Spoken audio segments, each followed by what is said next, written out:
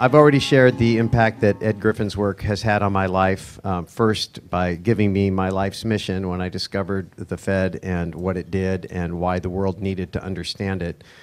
And because I was on his list, down the line, I ended up hearing about World Without Cancer. And it just went by me, went by me, went by me. And then 2 summits ago, my wife was diagnosed with cancer. And because I was on Ed's list, I was able to find out about alternative treatments. And if you've had a chance to see my wife, meet my wife, you would never know that for the last 2 years, she's been fighting cancer and winning, without having to go through all the horrific things that, you know, the treatments that we equate with cancer. So it was because of Ed and his work. And I would have never known it if it wasn't for being on that list. And so after those 2 experiences where the institution of money and the Federal Reserve System trusted and then exposed, and then the medicine system trusted and then exposed, it made me wonder, what else don't I know? And so Ed, because of his work as an investigative journalist, documentary filmmaker, and a guy that's just been around long enough to study a lot of subjects at great depth, has put together a really outstanding faculty. In fact, I had another chance. I went to his Freedom Force Congress 2 years ago and got exposed to some things, and then actually got involved in the organization, and then have been helping him to organize this Red Pill project. And so this last Congress I ended up going to, and it was all about climate change. I didn't know anything about climate change. Felt like it was a very controversial subject, but it was just kind of off to the side. Didn't think it had anything to do with anything I was really interested in. But then I found out some things about it from credible sources, and it was shocking. Like most of the things I find out when I go digging around, there's an agenda behind what's on the surface. So anyway, so for me, you know, I'm going to the Red Pill Expo because I want to go find out what else I don't know. And there's very few places in a world of fake news and propaganda and all these hidden agendas that I feel I can go where I have a better than average chance of getting good information that's well researched. And I trust Ed, I trust his judgment, and if he puts people in a room, I want to go hear what they have to say. And it was really interesting because we were talking, we recorded a little promotion with Robert Kiyosaki, who's also a speaker there, and Robert had actually had a vacation scheduled in Hawaii, and Ed called him and said, would you come speak at my conference? Well, when are the dates? Right here. Oh, I've got a vacation scheduled. I will rearrange my schedule so that I can be at your conference. We asked him, Robert, why would you do that? Because when G. Edward Griffin asks you to do that, then I'm going to rearrange everything and be there. And I would really encourage you, just based on the impact that Ed and his work has had on my life, and it's deeply, deeply touching. I mean, it's not just, this is like life and death stuff. It's heavy stuff, your life's purpose and then your wife's life. And that's the impact it's had on me. I don't know if that's what will happen for you, but it could, because I'm pretty sure that most of us have a lot of things in common. We have the Federal Reserve in common. I don't think there's anybody in the world that isn't touched by it. I think most of us have probably been touched in some way, shape, or form by cancer. I'm pretty sure a lot of the other things going on in the world that I'm not even aware of yet, that I'm about to be enlightened on, probably touch me in ways I don't understand. 2008 was a case study in being blindsided by something that was out there that I didn't understand. So to Mike Manfredi's point, we have tried to make the summit something that gives you a chance to see a bigger picture.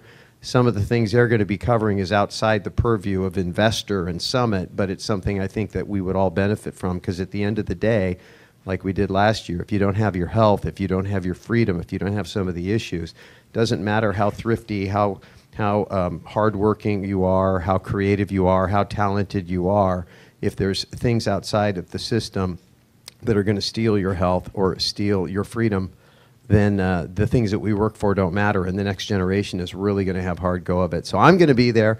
I encourage all of you to be there. I've never been to Bozeman, Montana, so I get to check that off my bucket list right after I add it. Well, and the first time in history, someone is going to fly from Hawaii to Bozeman and back in 3 days. I don't think that's ever happened. So, and it'll be I mean, if it's good enough for Robert Kiyosaki, I'm just saying. Ed, anything you want to add about that?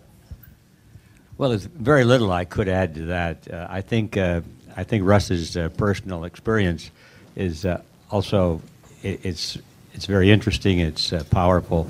It's very humbling to me to think that I had a small role in that. In fact, that is my answer to one of the earlier questions about, you know, what is the thing that motivates you? And when I hear stories like that, I think, my God, my life was maybe not so wasted after all. But no, I mean, you all get the, you know, the male gets that feeling at mid-age. You say, well, what happened to me? I was going to conquer the world, and here I am in the rat race. So anyway, this is not a personal thing with me. This is something that I think we all have. We have this deep impulse to do something worthwhile.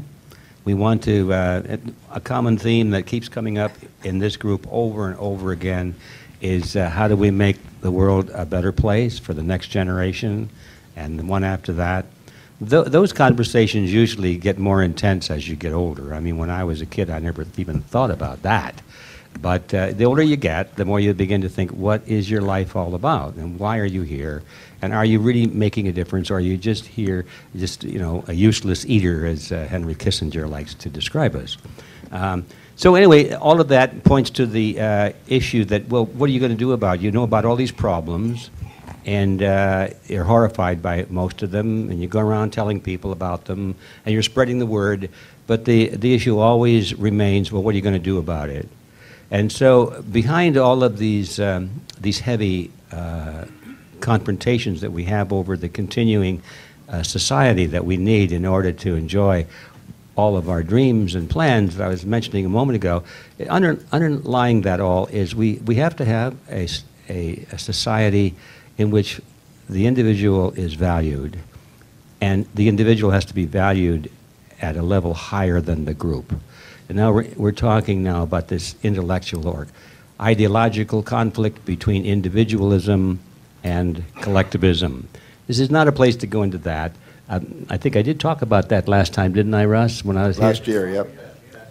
Yeah, yeah. Well, thank you for that. I was afraid people would go to sleep on it, but they didn't. And I'm glad to see that, because in those two words, individualism versus collectivism, is really the dynamic of almost all of our problems in the world today. We have succumbed to this ideology, this idea X. Most people don't even know that they believe it. They don't even know that it's already conquered most of the world. The idea that the group is more important than the individual, and the individual must be sacrificed, if necessary, for the greater good of the greater number. And so with that philosophy, tyranny can grow and claim that it's virtuous, because everything it does, no matter how horrible it is, they say, well, it was necessary for the greater good of the greater number. And so that relates to the Red Pill Expo, because we are hoping to bring together so many people who have taken the red pill, meaning they have understood the illusion, they've seen through it, and they've seen the reality, and it's ugly, but they want to do something about it. And they don't know what to do. They think, well, oh, write your congressman or something stupid like that, you know. Okay, we'll just go hide. We'll get rid of our social security number so they'll never know we're here, you know. Things like that. And so what we want to do is help, first of all, bring all these people together that have these red pills that they have taken. And naturally, when you get the vision of a reality in one of these important things, you want to share it. It's just impulse, you know. But sharing it isn't enough. So what I'm hoping will come out of this, and it's nothing that you can force on it, is a coalition among all people of all these different perspectives. And we found that these issues cross all boundaries. We have in our movement now, we have people from, I think the last count was 75 countries, or maybe it's even higher than that now. All cultures, all races, all religions, all genders, all economic brackets, all lifestyles, and the only thing they all have in common, which is important, is that they understand that the individual is the cornerstone of society, not the collective group. And they understand that democracy is probably one of the worst forms of government and all that sort of thing, which is shocking when people hear it for the first time, because they realize that in the name of the group, very unscrupulous leaders can say, I speak for the group. I represent the people. This is the people's party, and we will now declare that you must do this in the name of the people, and it's that kind of a game. So getting back to the red pill, we wanted a lot from that. Underneath that, I'm hoping that when people gather together, and each of them with their own ideas, their own red pills, their own issues, they'll understand that underneath all of those is this common denominator, that that's a problem that needs to be solved in all cases. And I'm looking forward to the natural evolution of a true movement of freedom-minded people who never thought that they had anything in common before. So anyway, it's going to be a great experiment, and already we've seen a lot of energy and enthusiasm for it, and I invite you, I urge you, I hope you will come and become part of this great experiment in Bozeman, Montana. So our little slogan is Bozeman or Bust, so we'll see you there. All right. That's good.